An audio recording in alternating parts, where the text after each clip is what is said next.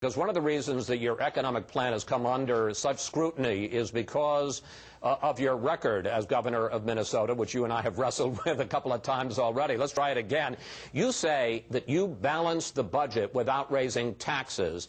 But this week we checked with the head of the Minnesota Taxpayers Association, who said that you left your successor with a $5 billion deficit. Well, Chris, that's simply not true. I was governor for 8 years in Minnesota, and it's not accurate to say that at any time during I was governor, or even now in Minnesota, that there's a deficit in this regard. The budget has to be balanced under the Minnesota Constitution every 2 years. Every 2 years that I was there, it was balanced. And the last budget for which I was governor ends this summer. It's not even over yet. It ends this July 1st, and it's going to end with a multi-hundred-million-dollar surplus. It's going to end in the black. Now, what people are referring to in Minnesota is the bureaucracy projects then a budget for the next 2 years based on hypothetical spending increases. And they're proposing 20+ increases in state spending in the upcoming 2-year period. I would never have allowed that as governor of Minnesota. It would never have happened. Every budget when I was there was balanced. It's even balanced to this day. And as to the upcoming 2 years, they should never allow those spending increases. Chris, that would be like saying you're responsible for a car accident that's after somebody buys your car. But, Governor, here's the problem. Here's what critics say, that you relied on short-term, oftentimes one-time fixes. Let's get specific. You got $2.3 billion from the Obama stimulus plan to help you balance your budget. That money's running out.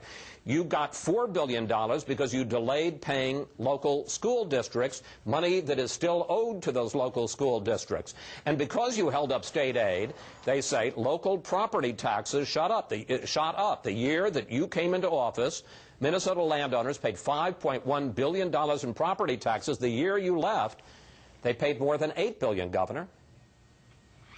Yeah, let's go through each of those specifically, Chris, because there's an answer to each. In Minnesota and most other states, local property taxes, of course, are set by local units of government. Just because we gave them a little less cash because of the economy in our budget doesn't mean their only choice was to raise property taxes. But didn't you hold off on giving school aid to those local districts, sir? I'm going to address that in a second.